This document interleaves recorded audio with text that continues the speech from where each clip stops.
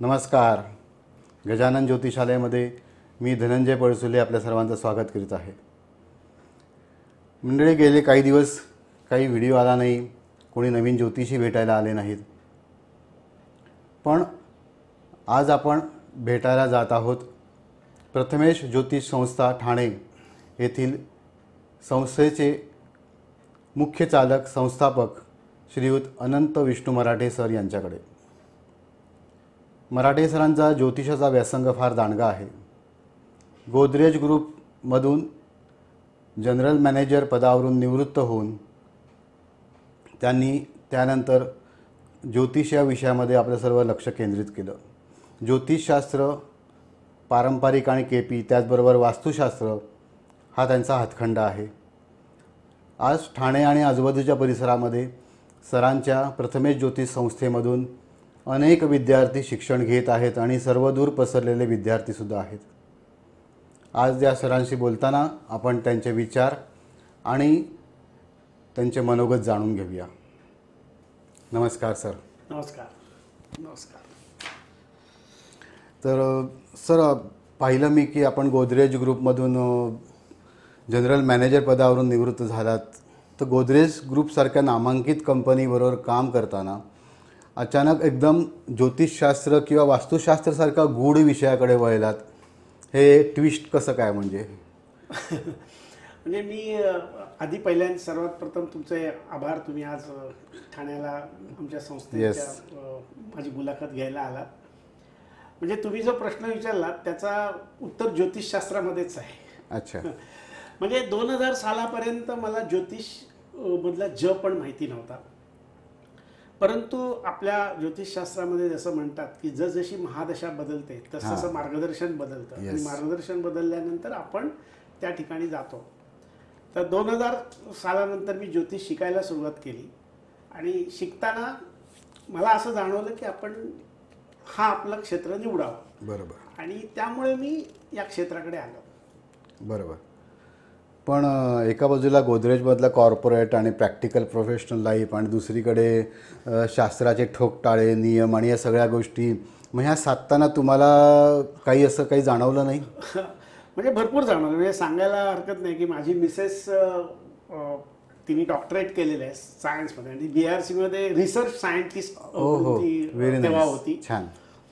म्हणजे एके ठिकाणी पूर्णपणे शास्त्रोक्त आणि सायन्सचा प्रभाव, विज्ञाननिष्ठ, आणि इकडे मी ह्या क्षेत्राकडे जातोय म्हटल्यानंतर पहिल्यांदा थोडंसं काही अडचणी आल्या. बरोबर. परंतु शेवटी शास्त्र हे शास्त्र आहे आणि माझं उद्दिष्ट हेच होतं की दोन्ही शास्त्र गरजेची आहेत. मग ह्या शास्त्राचा आपण का नाही अभ्यास करू? त्याच्या मागची, म्हणजे मी या ज्योतिषशास्त्राकडे जाण्याच्या मागची कहाणी वेगळी आहे. बरोबर. तर ती पाहिजे तर मी 1-2 मिनिटात सांगितलं. नक्कीच आवडेल. म्हणजे तुम्ही जो प्रश्न विचारला त्याच्याच अनुषंगाने हे होऊ शकतं. कसं होतं, मी गोदरेज ग्रुपमध्ये असताना अनेक ठिकाणी आमची प्रोजेक्ट्स चालू होती.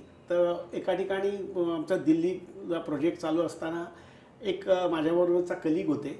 त्यांना म्हणजे त्याचा असा यंग होता तो आणि मी त्यावेळेला साधारणतः 50शीचा असेल. तर त्यावेळेला आता 20 वर्ष होऊन गेली त्या गोष्टीला. तर त्यावेळेला सहज बोलता बोलता मी त्याला म्हटलं, काय तुला मुलं बाळं काय वगैरे असं सहज चौकशी केली. त्यात म्हटलं नाही, अजून नाही. तर मला आश्चर्य वाटलं की बाबा, म्हटलं एवढी 5-10 वर्ष लग्नाला झाली आणि अजूनही संतती नाही. तर मग सहज त्याला म्हणता म्हटलं, तू काय चेकअप केलं, काय केलं वगैरे वगैरे. नॉर्मली हे विषय स्त्रियांचे असतात, पण माझं आता थोडंसं मी बोललो त्याच्याशी. तर तो म्हटला, आम्ही सगळे डॉक्टरी उपाय झाले आमचे, पण तसं काही होत नाही.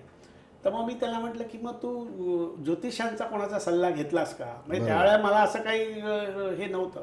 तर नाही, त्या क्षेत्राकडे आमचं म्हणजे कोणाचं लक्ष नाही. तर माझ्या वडिलांचे मित्र गांधी म्हणून मुलुंडचे सुप्रसिद्ध ज्योतिषी होते. त्यांनी माझं लग्न पण त्यांनी जमवलं होतं. झाले आता बरीच वर्ष. तर त्यामुळे मला ते माहिती होते. तर मी त्याला म्हटलं, मग तू पण मुलुंडला राहतोस तर तू त्यांच्याकडे जा. तर तो त्यांच्याकडे गेल्यानंतर त्यांनी त्याला काही सल्ला दिला, पत्रिका बघून काही उपाय सांगितले. बरोबर. आणि बरोबर 1.5 वर्षांनी त्याला संतती प्राप्ती झाली. आणि मग ज्या वेळेला त्याच्या घरी गेलो आणि त्याच्या आईवडिलांना भेटलो, तेव्हा त्याच्या आईवडिलांच्या डोळ्यात पाणी आलं आणि ते म्हणाले की तुम्ही आम्हाला त्यांच्याकडे घेऊन गेलात, त्यामुळे आमच्या घरामध्ये वंशाचा दिवा आला आणि त्यांच्या डोळ्यातले जे आनंदाश्रू बघितले, म्हटलं या शास्त्राच्या माध्यमातून एक वंश कोणाला तरी मिळाला किंवा एखाद्याच्या संसारामध्ये आनंदाश्रू आले तर नक्कीच मग हे शास्त्र काहीतरी असणार आहे. बरोबर.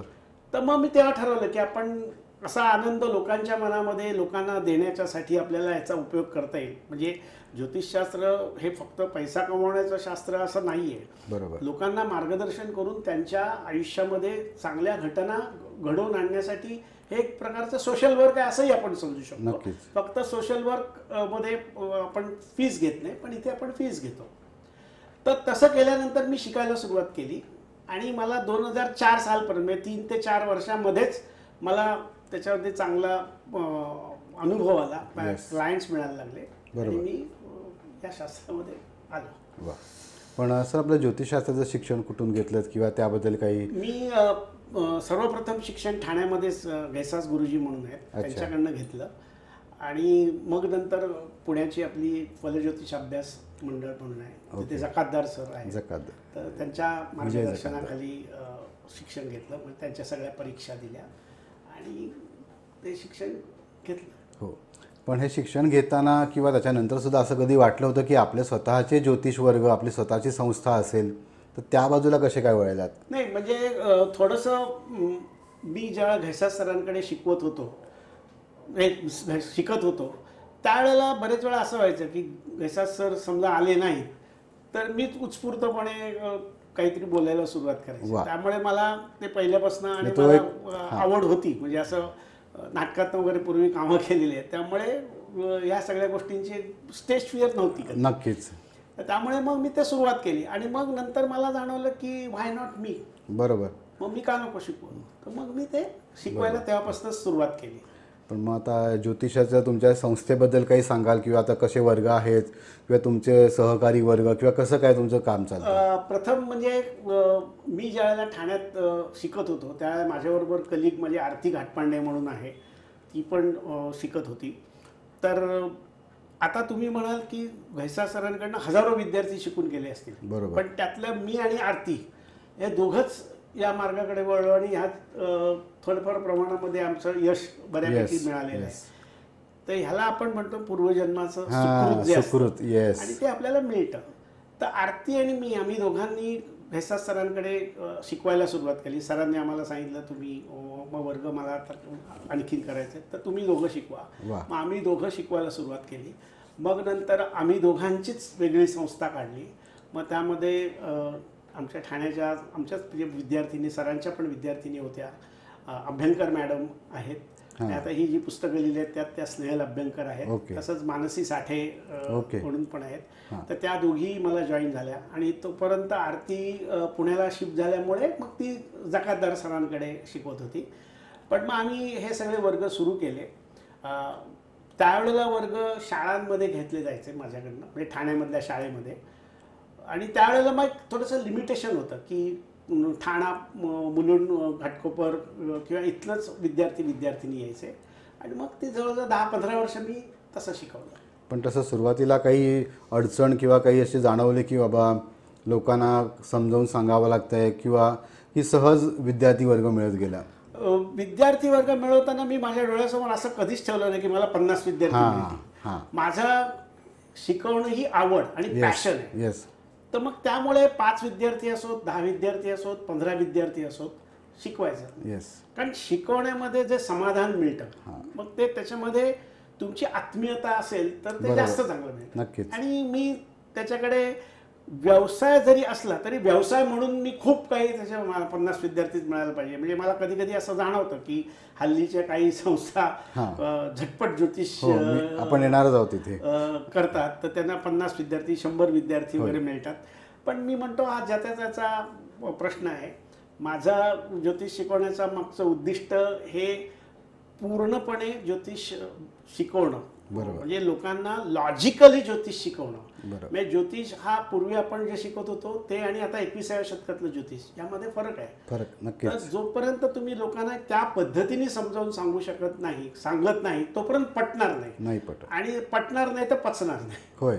तर त्यामुळे माझा किंवा आमच्या प्रथमेश ज्योतिष संस्था म्हणजे मग स्नेहल अभ्यंकर असोत, साठे मॅडम असोत, आमच्या सगळ्यांचा प्रामाणिकपणे शिकवण्याचा हेतू. येस. पण असं असं तुम्ही वास्तुशास्त्र पण केलं आहे. हो. एखादी समजा वास्तू किती परिपूर्ण जरी असली हो. तरी त्याच्यामध्ये राहणारे माणसं हो. किंवा कुटुंब प्रमुखाची पत्रिका बरोबर. ही जोपर्यंत त्याप्रमाणे ऑपरेट होत नाही बरोबर. त्याप्रमाणे ते वास्तू फलदायी होत नाही असं म्हटलं जातं. तर असं तुम्हाला त्याच्याबद्दल काही अनुभव किंवा असं काही वाटतं का? तुम्ही बरं झाला हा प्रश्न विचारला. कसं होतं, मी पहिल्यांदा फक्त ज्योतिष. लोकांना असं वाटतं की घर माझं छान आहे म्हणजे मला सगळं छान झालं पाहिजे. बरोबर. पण ही भूमिका पण समजावून सांगायला तुम्हाला काय वाटतं त्याबद्दल? बरोबर. म्हणजे तेच म्हणतो, मी पहिल्यांदा फक्त ज्योतिष करत होतो तेव्हा मी वास्तुशास्त्र शिकलेलो नव्हतो. पण काही जणांना मी काही गोष्टी सांगितल्या, त्या गोष्टी घडत नाहीत असं मला दिसलं. नाही, आपण पत्रिकेत सांगतो बाबा तुझं घर होईल, तुझं संतती होईल, तुला नोकरी व्यवसाय मिळेल, तुझा काही जे काय प्रश्न असतील, पण त्या गोष्टी घडत नाही आहेत. मग मी म्हटलं की फक्त ज्योतिष आहे का अजून कसली अडचण आहे. मग मी थोडासा अभ्यास केल्यानंतर मला जाणवलं की वास्तू पण यामध्ये तेवढाच भाग आहे, सामील आहे. मग मी ज्यांच्या अडचणींना सोल्युशन मिळालेलं नाही त्यांच्या घराच्या वास्तुशास्त्र पहिले शिकलो आणि मग त्यांच्या वास्तूमध्ये जाऊन घटना बघितल्या. तर जोपर्यंत वास्तू आणि ज्योतिष यांचा एकत्रितरित्या आपण कोणत्याही गोष्टी करत नाही तोपर्यंत ती फळं देणार नाही. त्यामुळे वास्तुशास्त्र हे ज्योतिषशास्त्राला पूरकच शास्त्र आहे. अच्छा. आणि त्यामुळे म्हणजे सांगायचं झालं तर ज्योतिषशास्त्र हे ग्रहांच्या माध्यमामधनं तुम्हाला आयुष्याचं पुढचा काळ कसा होईल ते दाखवते आणि वास्तुशास्त्र हे दिशांच्या माध्यमामधनं आयुष्याला दिशा देते. तर ग्रह आणि दिशा यांचं दोघांचं जोपर्यंत आपण एकत्रीकरण करत नाही तोपर्यंत संपूर्ण सुख मिळण्याच्या दृष्टीने आपण कमी पडतो. बरोबर. पण आपल्या संस्थेत वास्तुशास्त्र वगैरे? हो, म्हणजे माझे ज्योतिषशास्त्राचेही वर्ग आहेतच. त्या ज्योतिषशास्त्रामध्ये आता पहिल्यांदा मी आधी जकातदार सरांची संस्थेचे वर्ग इथे चालवत होतो. पण आता गेले 2 ते 3 वर्ष मी स्वतः आमचे प्रथमेश ज्योतिष संस्था या नावानेच संस्था चालवतो आहे. तर त्यामध्ये प्रथम कसं होतं की क्लासला शाळेमध्ये जा, हे जा, ते जा. तर त्याच्यामध्ये 4 भाग केलेले आहेत. एक तर पहिला बेसिक आहे, मग त्याच्यानंतर त्याच्या वरचा भाग आहे. कारण लोकांना असं वाटतं की ज्योतिष काय बाबा 6-8 महिन्यामध्ये सगळं आलं पाहिजे, पण तसं नाही आहे. तुम्ही पहिले ज्योतिष शिकवताना, बेसिक शिकवताना ग्रहांवरती जास्त कॉन्सन्ट्रेट केलं पाहिजे. म्हणजे आता जर समजा माझा पहिला बेसिकचा क्लास जो आहे तो 6 महिन्याचा आहे, तर त्या 6 महिन्यामध्ये जर समजा आठवड्याला एक लेक्चर म्हटलं तर जवळजवळ 45 ते 48 लेक्चर्स होतात. पण त्यातली 9 लेक्चर्स मी फक्त ग्रहांवर घेतो. कारण काय की ग्रह हा पाया आहे तुमच्या. आणि माझं नेहमी विद्यार्थ्यांना पण सांगतो, अंतराळातले ग्रह अंतरंगात आले पाहिजे. ते जोपर्यंत अंतरंगात येत नाही तोपर्यंत तुम्हाला ज्योतिष येणं कठीण आहे. म्हणून ते मग तसे त्याच्या वरच्या स्टेप असं ॲडव्हान्स, सुपर ॲडव्हान्स अशा पद्धतीने साधारणतः 2 वर्षाचा पूर्ण तुम्ही हे करणं अपेक्षित असतं.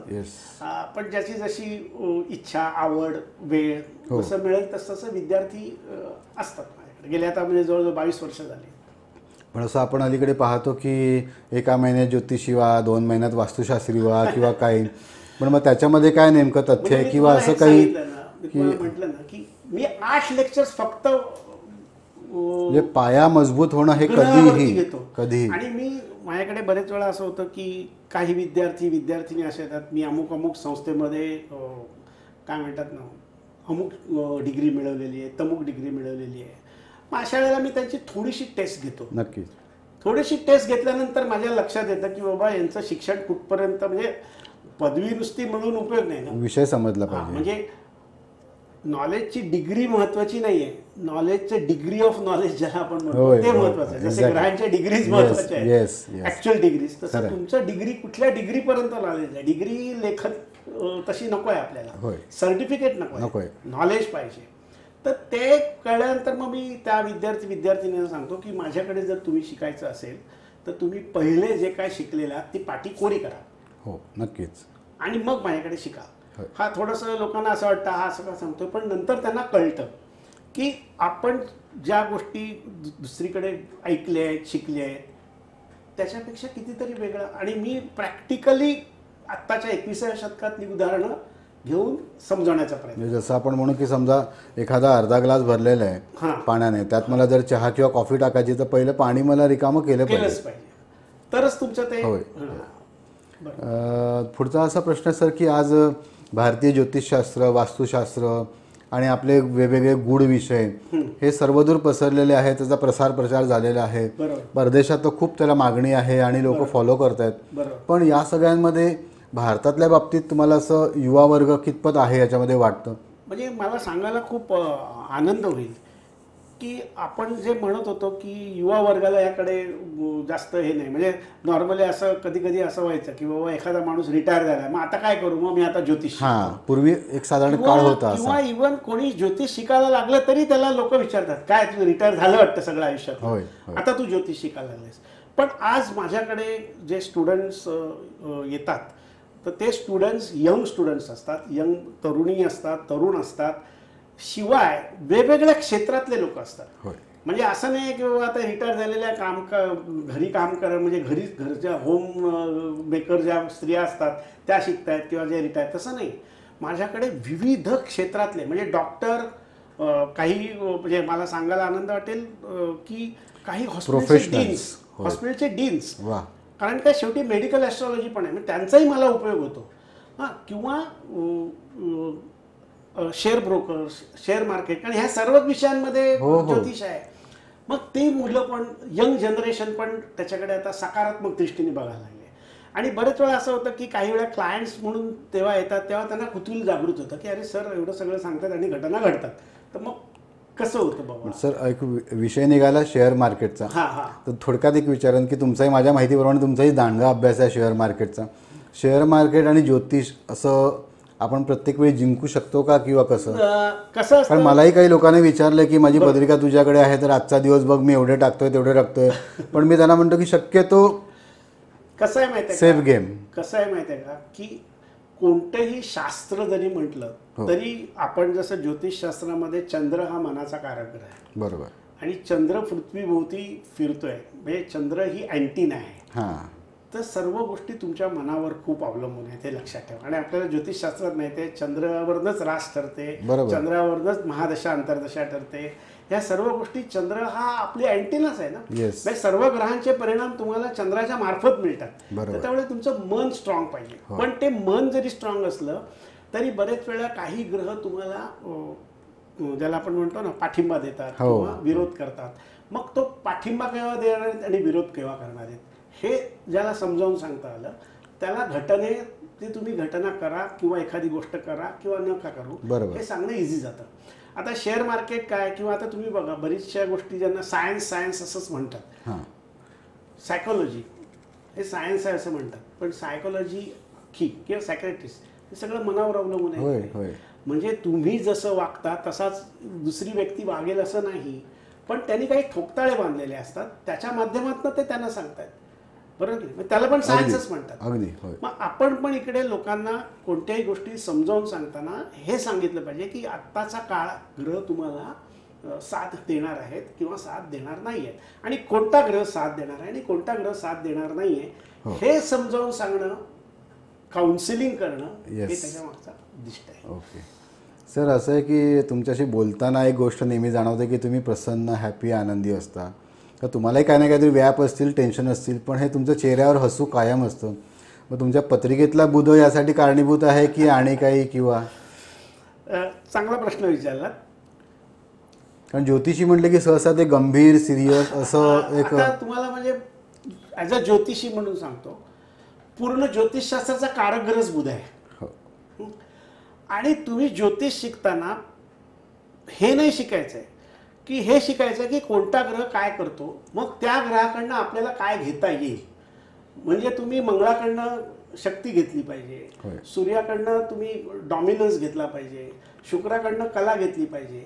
तर प्रत्येक ग्रहाकडनं काहीतरी घ्यायची प्रवृत्ती पाहिजे ना. मग ते ज्योतिषशास्त्र फक्त दुसऱ्याला सांगण्याकरता नाही आहे, अंगीकारण्याकरता पण आहे. बरोबर.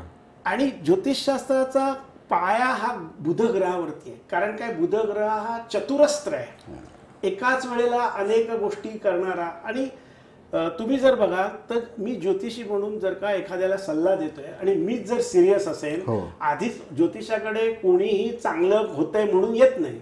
आलेली प्रत्येक व्यक्ती ही काहीतरी टेन्शन घेऊनच आलेली असते आणि त्याच्यासमोर जर माझा चेहरा आणि मी जर टेन्शनमध्ये असेल तर नक्कीच परिणाम होईल. तर आपला चेहरा म्हणजे कधी कधी तुम्ही म्हणजे मेडिकल फील्डमध्ये पण असं म्हणजे डॉक्टरना बघितलं की बरं वाटतं हा. मग तुम्ही बघाल की डॉक्टर ज्यावेळेला तुमची नाडी तपासत असतो किंवा छातीचे ठोके तपासत असतो तेव्हा त्याच्या चेहऱ्यावरनं तुमचे ठोके वाढतात किंवा कमी होतात.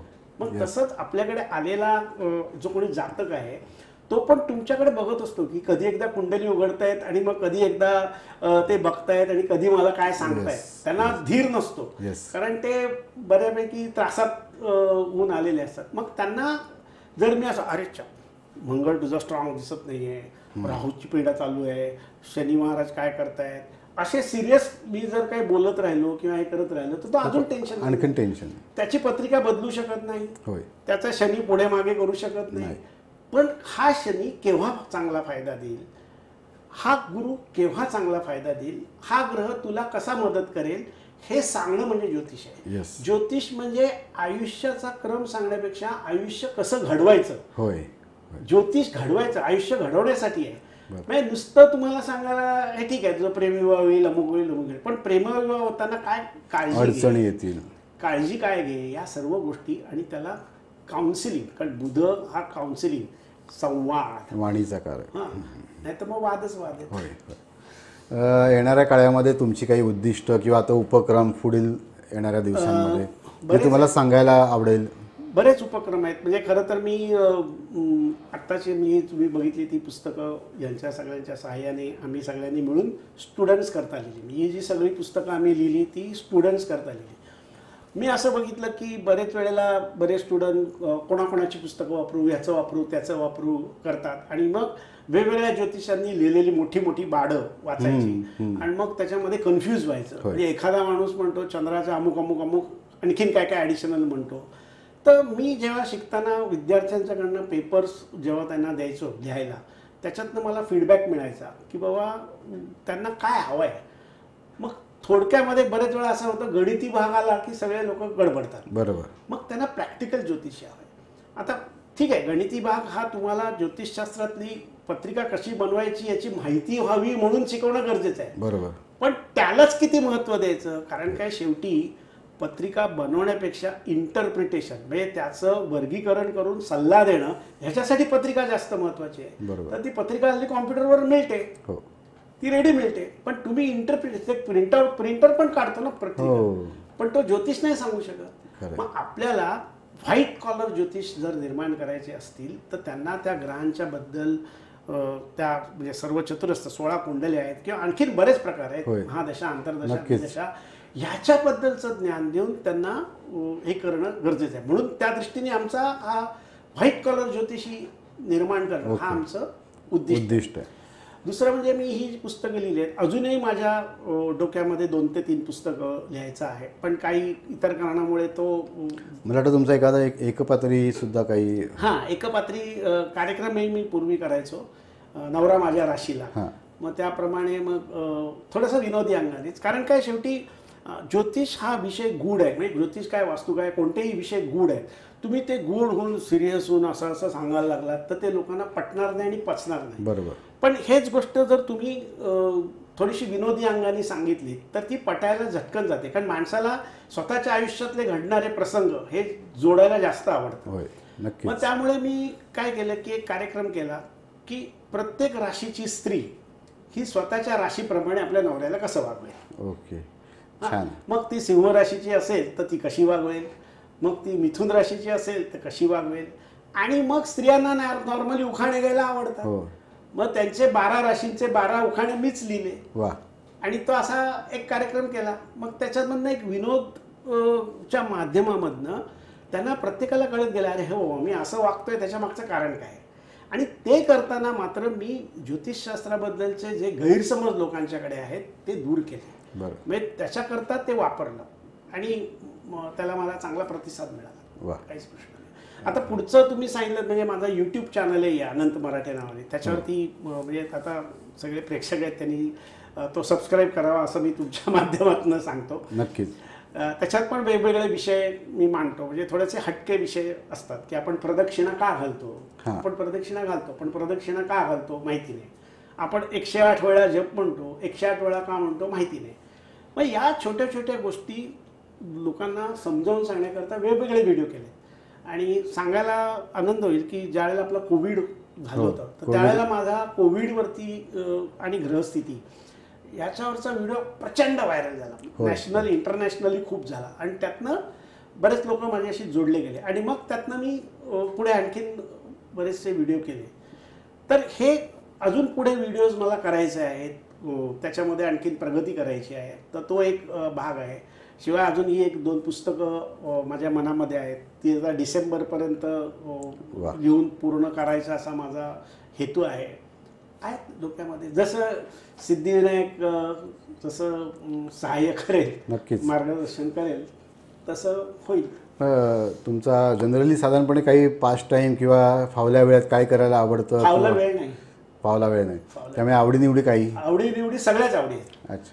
म्हणजे काही विशेष खाण्याचे पदार्थच म्हणा किंवा गाण्याचं ऐकणं म्हणा किंवा फिरायलाच जाणं म्हणा? त्याच्या आधी तुम्हाला सांगायला आवडेल, म्हणजे आपण त्या छोट्या गोष्टी म्हणजे थोड्या त्या गोष्टींकडे जाण्याच्या अगोदर की आपल्याकडे आता जे क्लासेस घेतो ते कोविड नंतरचे जे क्लासेस आहेत, म्हणजे कोविडनी काही गोष्टी अशा आपल्याला दिल्या आहेत की झूम हा प्लॅटफॉर्म. नक्कीच. हां, म्हणजे पूर्वी माझे जे क्लासेस होते ते फक्त एका शाळेपुरते मर्यादित होते किंवा ठाणा, घाटकोपर, कुर्ला, मुलुंड, भांडूप इथपर्यंत मर्यादित होते. पण आज झूमचा प्लॅटफॉर्म वर्ल्ड वाईड मिळाल्यामुळे माझ्याकडे आज ऑस्ट्रेलियामधनं स्टुडंट आहेत, हाँगकाँगमधनं स्टुडंट्स आहेत, सगळीकडनं स्टुडंट्स आहेत. तर म्हणजे माझं जे उद्दिष्ट आहे ते अजून देशव्यापी नाही परदेशव्यापी पण आपल्याला ज्योतिष शिकवायचं आहे. तर तोही एक उद्दिष्ट आहे. पण आपण मनामध्ये म्हणजे सतत कामात राहणं हेच तुमचं पाठ. पुस्तकं लिहिणं, माझे इतर स्वतःचे काही म्हणजे शेअर मार्केट आहे किंवा या वर्षामध्ये वेळ मिळत नाही. म्हणजे थोडंसं शिवाय आम्हाला दोघांना मी आणि माझ्या मिसेस आम्हाला दोघांना फिरायला खूप आवडतं. माझी दोन्ही मुलं अमेरिकेत आहेत त्यामुळे टचवूड म्हणायचं जबाबदारी अशी काही नाही आहे, ते तिकडे आहेत. आणि मग आम्ही दोघं जगभर फिरतो आणि जगभरात फिरून तिकडला आनंद घ्यायचा. मग त्याच्याकरताही वेळ द्यायला लागतो. तोही एक छंद महत्वाचा पैलू महत्वाचा आहे. मग केल्याने देशाटन म्हणतात तसं त्याचाही उपयोग होतोच. आणि मी दुसरं असं करतो, म्हणजे मी जिथे जिथे जातो तेव्हा तिथे तिथे मी अभिमानाने सांगतो मी ज्योतिषी आहे.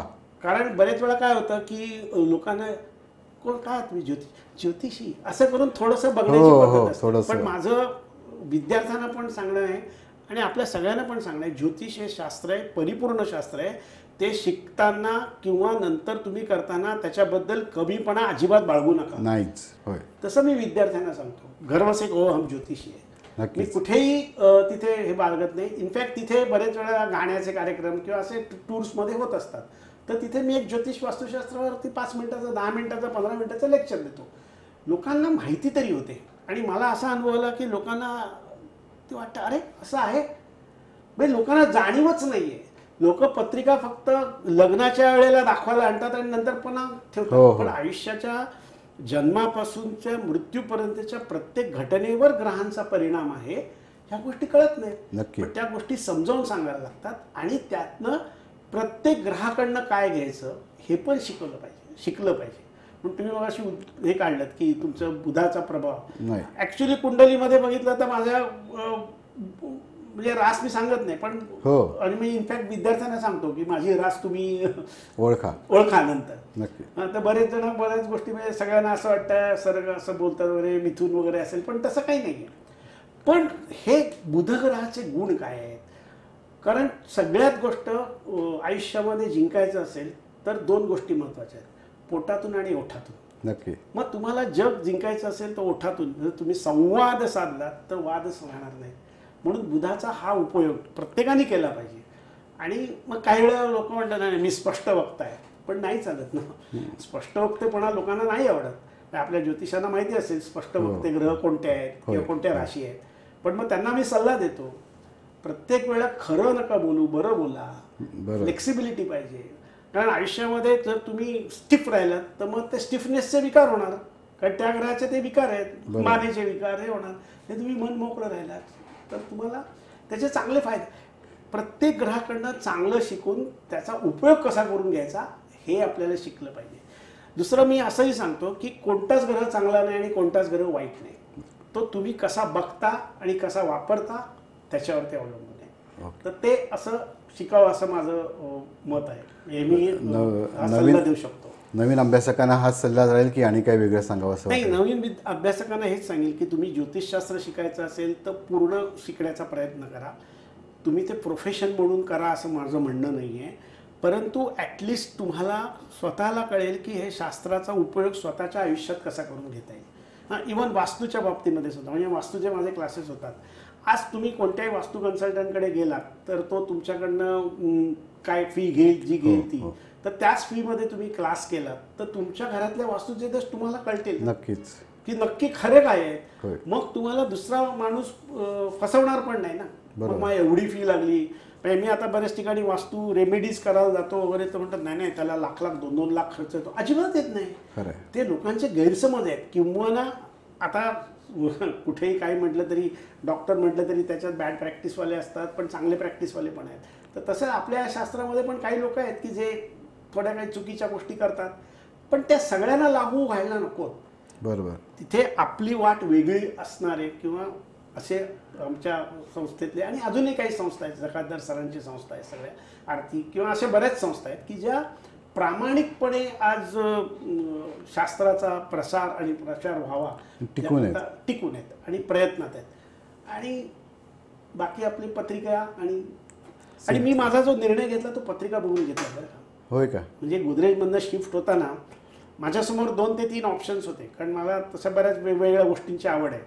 पण मी माझ्या पत्रिकेचा अभ्यास केल्यानंतर मला कळलं की नाही, आणि माझी महादशा काय आहे, आपल्याला कुठे जायचं. तुमचा निर्णय पक्का, बरोबर. आणि मला अजिबात, तुम्ही अशी प्रश्न विचारल्याचं आहे, मला अजिबात वाईट वाटत नाही. मी सारखा विमानाने फिरत होतो आणि कॉर्पोरेट कल्चरमध्ये होतो. नाही, आज कॉर्पोरेट कल्चरवाले माझ्याकडे, दॅट्स बेटर. म्हणजे तुम्हाला सांगायला हरकत नाही की एक मोठी कंपनी आहे, त्या कंपनीमध्ये एक चोरी झाली होती किंवा तिथल्या एका एम्प्लॉईनी, मोठ्या लेवलच्या एम्प्लॉईनी फसवलं होतं. तर त्या कंपनीला कारण मी 2 थिसिस लिहिले आहेत. म्हणजे जसं म्हणलं ना तुम्ही, हे शास्त्र, मग शास्त्रोक्तरित्या काय लिहित, तर माझी मिसेस डॉक्टरेट आहे त्यामुळे तिने थिसिस लिहिलेलं आहे. त्याप्रमाणे मी पण 2 थिसिस लिहिले, म्हणजे वेगळेच विषय. मी म्हटलं तसं वेगळेच विषय. एक म्हणजे गुन्हेगार आणि ज्योतिष. बरोबर. मग आता गुन्हेगार, त्याच्याकरता मला जेलमध्ये जायला लागलं. म्हणजे जेलमध्ये जाऊन तिथल्या जे कोणी गुन्हेगार आहेत मग त्याचं कॅटेगरायझेशन केलं. यंग गुन्हेगार, म्हातारे, स्त्रिया, तरुण मुलं, मग त्याच्यामध्ये पुन्हा बलात्कार करणारे, खून करणारे, नंतर असे करणारे, अशा प्रत्येकाच्या आत्ता जसे आपण बोलतोय तशा इंडिव्हिज्युअल मुलाखती घेतल्या. बरोबर. त्याच्याकरता वेगळं धाडस लागतं. आणि त्यांची कुंडली आणि प्रत्येकाला जन्मतारीख, जन्मवेळ माहिती असते. हे करून हा माणूस बाबा खून करतोय, मग खून करण्याकरताचे ग्रह कोणते, ते मॅच होत आहेत का. बलात्कार करणारा होता तर बलात्कार करणारे ग्रह कोणते, ते मॅच होत आहेत का, असं थिसिस केलं. त्याच्यावरती मला विशारद म्हणून पदवी मिळाली. त्याच्यानंतर एक मेडिकल ॲस्ट्रॉलॉजी पण आपण शिकवतो. मग त्याच्यामध्ये एक वेगळा थिसिस लिहायचा मी हे केला, ब्रेस्ट कॅन्सर अँड ॲस्ट्रॉलॉजी, म्हणजे स्तनाचा कर्करोग आणि ज्योतिषशास्त्र. म्हणजे मुलगी, आता पत्रिका काय, मुलगी जन्माला आली की पत्रिका तयार होते, तर आपल्याला अंदाज आला पाहिजे. कारण काय, ब्रेस्ट कॅन्सर जर तुम्ही बघितलं तर 21व्या शतकात ब्रेस्ट कॅन्सरचं प्रमाण खूप वाढलेलं आहे. बरोबर. मग ते जर आपल्याला हे करायचं असेल, कारण कॅन्सरचं पहिलं तत्व काय, अर्ली डिटेक्शन हे महत्त्वाचं असतं. तर आपण जर समजा एखाद्या व्यक्तीला सांगितलं की बाबा तुम्ही अमुक अमुक ब्रेस्ट कॅन्सरच्या दृष्टीने तुम्ही काळजी घ्या, तर ते वेळेवर करतील आणि त्याचा त्यांना फायदा होईल. आणि असा फायदा झालेला आहे. त्यामुळे थोडंसं शास्त्रज्ञ माध्यमातून बघणं, नुसतंच पोपटपंची नाही, त्याच्यामागे एक स्ट्रॉंग, ज्याला म्हणतो ना, थोडासा सपोर्ट, म्हणजे ॲनालिसिसचा, हाही त्याच्यामध्ये आहे. ओके सर, आज तुम्ही मला संस्थेला वेळ दिलात आणि 2 शब्द तुमचे शेअर केलेत, त्याबद्दल खूप खूप धन्यवाद. आणि तुमच्या पुढील वाटचालीसाठी खूप खूप शुभेच्छा. धन्यवाद. आता अर्थात मला सांगायचं की मला माझ्या फॅमिलीकडनं खूप चांगला सपोर्ट मिळाला. कोणत्या आपण कितीही म्हटलं तरी हे आडवाट्याने जाणं, त्याच्याकरता फॅमिलीचा सपोर्ट असणं खूप गरजेचं असतं. त्यामुळे माझी मिसेस, माझी मुलं जी अमेरिकेत आहेत, आणि सगळे आमच्या घरात सगळेजण तसे उच्च शिक्षित आहेत, पण सगळ्यांना ज्या वेळेला गोष्टी दिसतात पटतात त्यावेळेला मग तो सपोर्ट ऑटोमॅटिक मिळतो. आणि तो आणि सिद्धिविनायक ओके, त्यांचा आशीर्वाद आहेतच. छान. तर पुन्हा एकदा मी त्यांचे सगळ्यांचे आभार मानतो. हो. आज आपण आलो होतो प्रथमेश ज्योतिष संस्था ठाणे येथील अनंत विष्णू मराठे सरांना भेटण्यासाठी. त्यांच्याबरोबर केलेल्या ह्या गप्पा आणि त्यांचे अनुभव जे त्यांनी मांडले ते तुम्हाला कसे वाटले ते कमेंट्समध्ये नक्की कळवा. जर माझं चॅनल अजूनही तुम्ही सबस्क्राईब केलं नसेल तर नक्की सबस्क्राईब करा, तुमच्या मित्रमंडळींमध्येही पाठवा. ज्योतिषशास्त्राचा प्रसार आणि प्रचार करायचा आहे, त्यासाठी माझं हे ध्येय आहे, त्यामध्ये तुमचाही सहभाग पाहिजे. लवकरच पुन्हा भेटू नवीन ज्योतिर्विदानासोबत. तोपर्यंत नमस्कार. नमस्कार. धन्यवाद. नमस्कार. धन्यवाद. Thank you sir.